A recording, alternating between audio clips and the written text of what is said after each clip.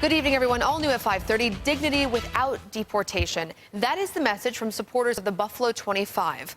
Dozens of people stood outside of a downtown church to protest the arrest of 25 undocumented workers in last month's restaurant raid of 4 Mexican restaurants. 5 members of the Buffalo 25 were joined by immigrant rights activists here in Buffalo. Their march is called the Journey to Dignity. News 4's Marissa Perlman has more on their message.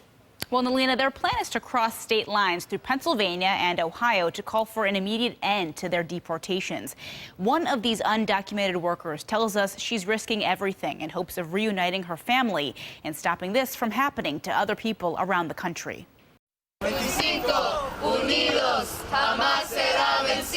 My daughters keep asking for their father, and they keep asking where he is, and they want to be with him. Aida Ramirez says she's scared. Both she and her husband are a part of the Buffalo 25. They were arrested on the job for being undocumented and working at one of 4 Buffalo Mexican restaurants. Her husband is still detained.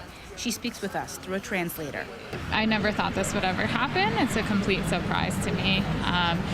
We know that we're immigrants, but we really were just working. And so it was a complete surprise. We didn't think that this would ever happen to us.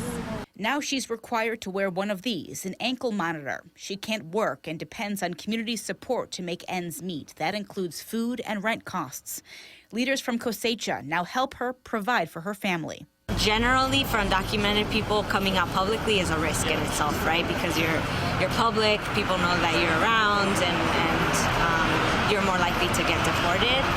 Activists stand behind workers like Ramirez fighting for what they call unfair detention and deportation. When somebody comes from someplace far away, we're not to treat them as foreigners and strangers, but as neighbors.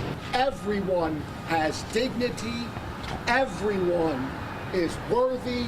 The group's goal is to stop all of the Buffalo 25 from being deported. Ramirez says what's happened to her is just one example of what's happening across the country. My hope would be that I would be able to work so that I could provide for my children and that my 2 daughters would be able to have a better life. Well, the group is passing by the Batavia Detention Center where some of the Buffalo 25 are currently in jail. Tomorrow, the group heads to Pittsburgh to meet up with other people who are also fighting deportation cases. It's now up to federal courts whether Aida can stay here. Her next court appearance is in December.